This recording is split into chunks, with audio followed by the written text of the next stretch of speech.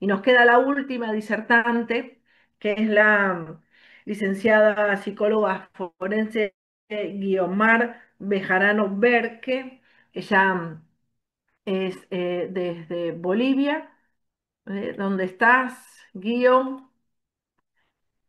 ¿Dónde estás, Guío? Que no te veo. Acá estoy. Muy buenas tardes a todos, con mucho gusto de verlos nuevamente. Ya, nos hemos encontrado al comienzo. Gusto Laura, gusto Ernesto y Bien. compañeros. Te escuchamos, Pues, Guío. Tus ok, minutos. entonces voy a compartir si tú me dejas. Aquí. Y ya, acá estamos, así, volando con el tiempo para ver cuánto me toma ese tiempo. Ok, todo lo que hemos visto hasta ahora, claro, el tema que ha escogido Ernesto es tremendamente importante.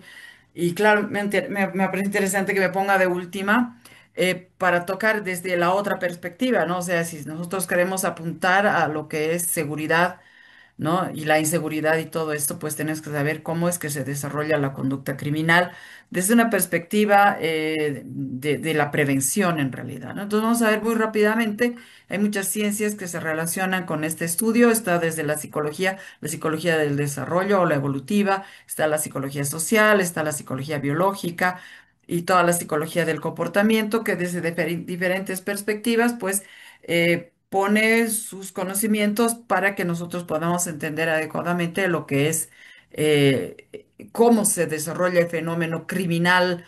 Hace un rato decía alguien, bueno, así lo entendamos, nunca vamos a poder prevenir al 100% una conducta criminal o un acto criminal, o sea, desde luego que no, pero podemos tratar de entenderlo, y a ver si podemos frenarlo en las medias posibilidades, porque, bueno, son cosas que tampoco no se dan de la nada, sino que van creciendo en diferentes momentos. Entonces, todo este desarrollo de la delincuencia se da, si es que lo vemos desde la perspectiva de la psicología evolutiva, se lo muestra a través de cuál es el desarrollo especialmente cognitivo del niño. Esto es un enfoque nuevo que tiene que ver no con la capacidad de inteligencia, porque hoy por hoy son inteligentes, inclusive más inteligentes que antes. Se ha visto que la raza humana está siendo más inteligente cada vez a lo largo de los años. El problema no es que no seamos inteligentes, sino que cómo utilizamos esta nuestra capacidad, ¿no? Para solucionar qué tipo de problemas, para enfrentar qué tipo de situaciones. A esto se suman elementos como el entorno familiar, la ausencia de estimulación, factores propios de la personalidad, carácter, etcétera, de la persona. ¿Y cómo se llama? La hipótesis del déficit acumulativo. O sea, mientras más factores negativos se vayan uniendo en una persona en un determinado tiempo, a lo largo del tiempo, especialmente si son negativos, mayor va a ser la probabilidad que desemboquen en conducta criminal. Por otro lado, lo que tenemos es, no quiere, aquí está.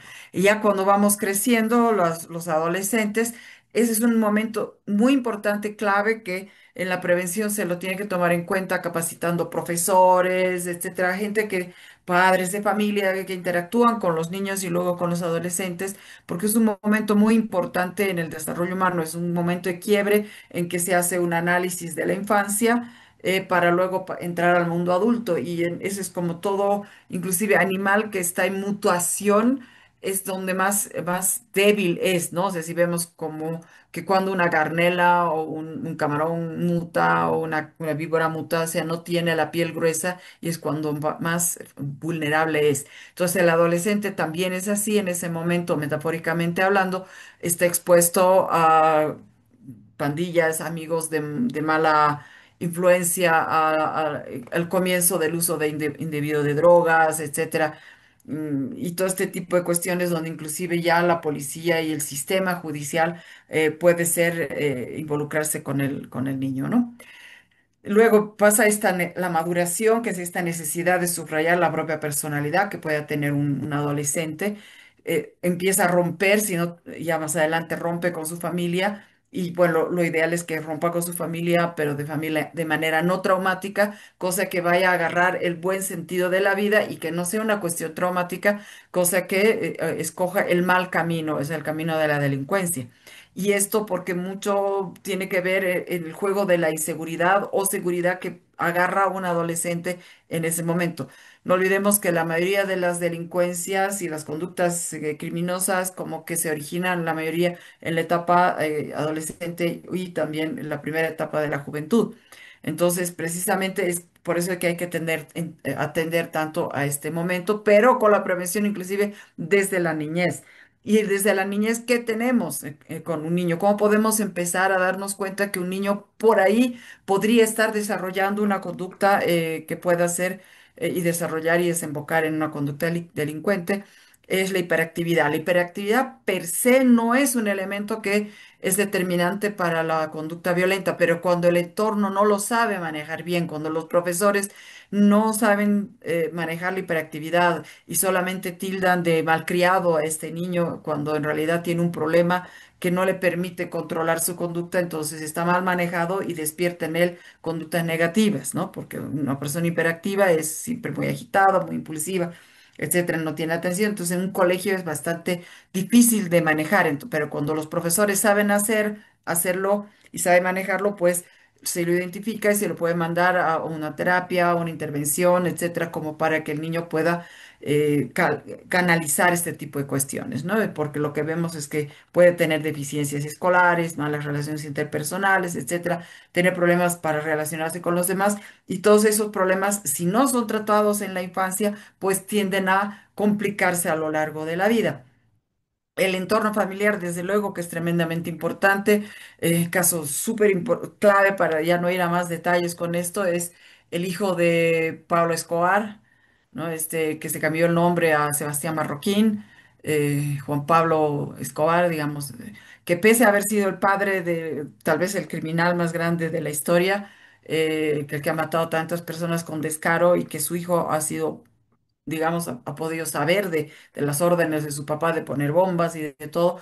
Sin embargo, este muchacho no ha optado por la vida de su padre y él arguye a que en medio de que su padre era un criminal terrible, siempre le ha dado amor, igual que la madre. Entonces, no solamente está el ver violencia a tu alrededor, sino lo más importante de lo que un niño tiene que recibir en su casa es apoyo, apego, amor, un apego seguro, relaciones con tu padre y tu madre que son llenas de amor y no simplemente plata, comida y ropa, ¿no? Entonces, eso es lo importante. El ambiente, desde luego, es importante si es que se crece en hacinamiento, familias muy numerosas, desventajas socioeconómicas, ambientes escolares desfavorecidos por el lugar donde están y cuestiones por el estilo que se va, como les digo, con la hipótesis del déficit acumulativo, factores que se van sumando en una sola persona para poder terminar en situaciones de este estilo. En general, entonces, vemos los adolescentes no identifican sus emociones, también tienen dificultades por la edad que tienen y tienden por eso a querer buscar adrenalina, a querer buscar aquello que les genera emociones elevadas y rápidas, ¿no? Entonces sí saben pensar, pero no saben canalizar su pensamiento. Si vemos factores individuales para esto, es que les cuesta, no han desarrollado fácilmente la empatía, porque normalmente ahora con la vorágine de este siglo XXI, pues los padres están bastante ausentes en los hogares, hogares de doble ingreso, los chicos se crían con el televisor, con el internet, con los celulares y no tienen la posibilidad tan buena de generar sentimientos de comprensión entre los pares y entre los otros, ¿no? Entonces, la empatía es un elemento que tenemos que cuidar durante la infancia, que el niño está desarrollando empatía, que es capaz de ponerse en los zapatos del otro y sufrir si es que ve sufrir al otro. Si no lo hace, es una señal de alerta. La impulsividad y planificación. Vemos que los jóvenes, los adolescentes, los jóvenes son impulsivos, la mayor cantidad de delitos no son producto de una planificación y de una premeditación, sino que se dan en el momento porque no visualizan más allá del momento que están viendo, pasan directamente al acto, como dice la psicología. Entonces tenemos que cuidar cómo maneja el niño sus impulsos para que los vaya controlando adecuadamente, vaya pensando en las consecuencias, cosa que cuando en algún momento puede estar en situaciones complicadas, pues las vaya previniendo, ¿no? Este elemento de la búsqueda de sensaciones es muy importante porque Vemos que hay adolescentes, por ejemplo, que les gusta manejar a toda velocidad, tomar alcohol rápido para sentir el efecto del alcohol, probar marihuana, porque a ver qué se siente con esto, sexualidad impulsiva, es decir, búsqueda de sensaciones. Y si esto realmente no tiene un freno, si esto no tiene una base moral que se ha enseñado en el hogar, etcétera, entonces estos adolescentes pueden terminar fácilmente en conductas delincuenciales. El desarrollo del laboral también es importante, lo ha planteado Piaget, lo ha planteado Kohlberg, en que tenemos que ver que los niños y los adolescentes desarrollen una moral interna y no una moral externa. O sea, me refiero a que si un niño o un adolescente no hace trampa en el examen, no es porque tiene miedo o que sus papás lo riñan o el profesor le vaya a quitar el examen y lo vaya a reprobar en la materia, sino porque considera que no es correcto hacer una trampa, ¿no? Entonces es moral interna. Lo que tenemos que ver es que las personas desarrollen moral interna. Después, el elemento de la adaptación es tremendamente importante. Hoy por hoy que la vida es una vorágine permanente que nos pide que permanentemente nos estemos adaptando a diferentes situaciones tan complejas que nos pida, por ejemplo, lo que ha pasado con el COVID y la pandemia. Ha habido, por lo menos en Bolivia y me imagino que a nivel mundial, una elevación tremenda de la violencia porque la gente no podía vivir, o sea, por ejemplo, violencia intrafamiliar 24/7 con la misma persona, la pareja, etcétera, ha subido tremendamente porque no se han podido adaptar a esta nueva situación de vivir encerrados. En Bolivia ha sido muy, muy, muy exagerada el encierro que se ha vivido, el aislamiento que se ha vivido a través de la pandemia, ¿no? Por ejemplo, por decir algo. Aquí es este modelo de Loisy Bender sobre los ejemplos de lo que es la carrera delictiva. Nos muestra en general muchísimos factores como una red en que realmente no es un elemento nomás el que nos va a llevar a tener una conducta delincuencial, sino que es la suma de diferentes situaciones, momentos, etcétera, que se van sumando y se van potenciando en realidad unos con otros hasta que lamentablemente en un joven puede llegar a detonar una conducta violenta. Este modelo de síndrome del emperador de Garrido es un español que ya quieren incluir este síndrome del emperador en lo que es el DSM, inclusive lo quieren poner ahí.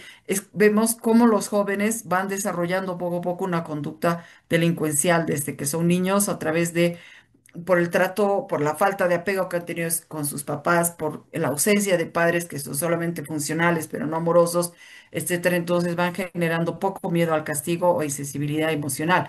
Esto los lleva, por un lado, a tener baja empatía, no tener sentimientos de culpa, tener una ausencia de apego a los padres y todos los adultos, por lo tanto, a no hacer caso a la autoridad, y eso van desarrollando una desmotivación en metas autónomas, por lo tanto, sus metas son totalmente superfluas y poco, digamos, proactivas.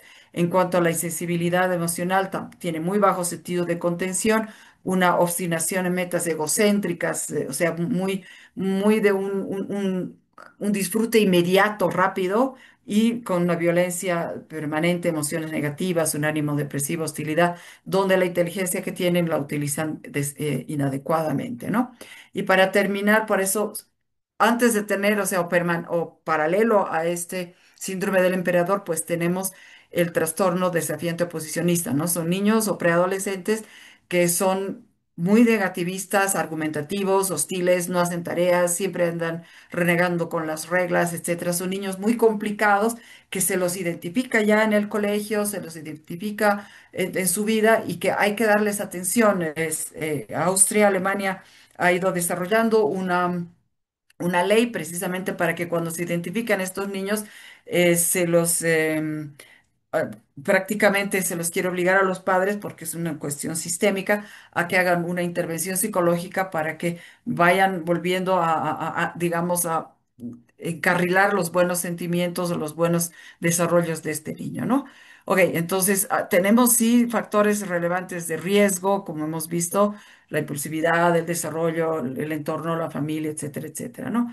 y que se van juntando, como los vemos aquí, digamos, con variables personales también, con por ahí inteligencia, fracaso escolar, amigos antisociales, etcétera, cosas que se van juntando dentro de el desarrollo, juntando negativamente, acumulando negativamente para terminar luego en una conducta delincuencial, ¿no? Todo esto, tener una familia complicada, numerosa, abusar del alcohol, ausencia de paz en el hogar, malas prácticas de disciplina de los padres que han tenido para educarlos, entrenamiento coercitivo, etcétera, etcétera, muchos factores que negativamente se van sumando. Una pobre supervisión paterna, etcétera, sin control, no hay calidad en las relaciones familiares, los padres son infelices, son conflictivos, inclusive violentos, etcétera, etcétera, y donde las acciones de los padres que generan riesgo, pues son todas estas, y específicamente los padres es la dificultad, digamos, en establecer vínculos afectivos, que consuman drogas, que también ellos por ahí tengan mala autoestima, que no, ellos tampoco controlen sus pocos impulsos, etcétera, son cuestiones que se van sumando. Oye, realmente lo he hecho súper rápido, pero creo que la idea está transmitida en que tenemos que prestar especial atención al desarrollo de los niños y de los adolescentes, que es cuando ya dan alertas, o sea, eh, banderas rojas de alerta que la sociedad, el sistema debe sistemáticamente eh, tomarlas en consideración y tomar acciones al respecto para con ello tratar de aplacar el desarrollo de la conducta delincuencial de las personas. Eso sería. Muchas Gracias. gracias, Guido, realmente extraordinario y es lo que faltaba, el cierre, ¿no? Porque en verdad las estrategias las vamos viendo en relación a las personas. Y esta es la última, Guido fue la última disertante, esta es la última ponencia y para hacer el cierre de este encuentro le voy a dar la palabra al comisario Ernesto Santamaría Andrade, que es el presidente de ASCASEP y el creador de esta idea para poder desarrollar este primer taller de tormenta de ideas. Ernesto, Hola, hola, hola, hola. Espectacular. Fue mejor que lo que había pensado que iba a salir. Me encanta. Todos hicieron unos aportes importantísimos. Uno, en mi caso, he aprendido un montón de cosas, viste, que uno no las tiene porque no podemos tener en la cabeza toda la información. Me encantó, gracias a todos los ponentes. Si están de acuerdo, lo que vamos a hacer es, próximamente vamos a hablar sobre este taller.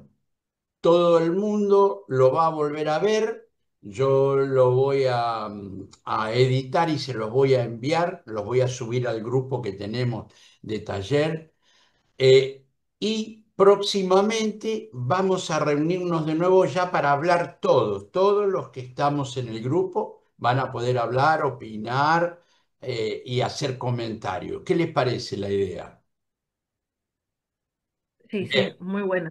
Genial, genial, Ernesto. Dale. bien, Guido, muchas gracias. Te agradezco mucho. De Y acuerdo.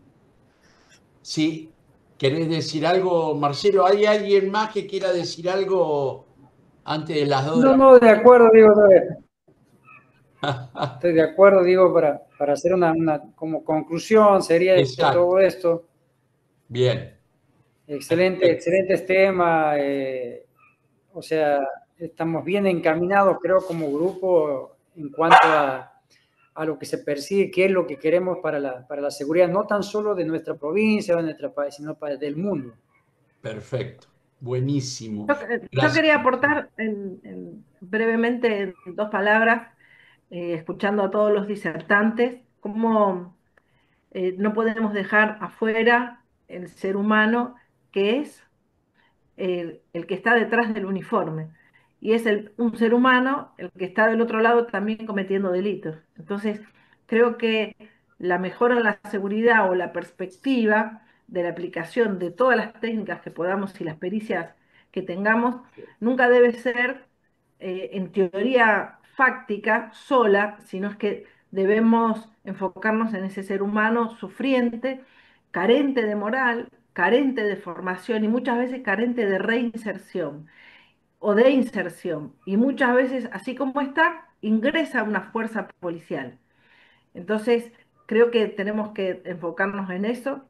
Particularmente, tuve la oportunidad de elaborar un método que es para la prevención de conflictos, que es para la prevención de violencia y aplicable en las fuerzas de seguridad, ¿no? Internamente, para atender y abordar diferentes problemáticas que esté teniendo el personal policial y que la expresión o la exteriorización de su estrés la vemos reflejada directamente en asuntos internos, pero nos olvidamos de ese ser sufriente que está pasando un montón de situaciones que lo llevaron a cometer faltas disciplinarias, lo que sea. Creo que tenemos una deuda con ese ser humano, que no le pongamos nombre, pero con ese ser humano que un día aporta un juramento y promete servir a la patria. Creo que eso es al menos mi aporte y los que fui escuchando a cada uno, muchas veces ese ser humano que está en la sociedad, hasta incluso expulsado de la fuerza de seguridad, también pasa a ser un problema en la sociedad porque con o sin uniforme seguiría cometiendo esos errores y ya de manera delictiva, ¿no? Así que creo que tenemos mucho para trabajar y bueno, no tuve tiempo de seguir en las conversaciones pasadas, por eso no me presenté para la ponencia, pero igual estuve presente, así que en la Gracias, próxima. gracias, muchas gracias.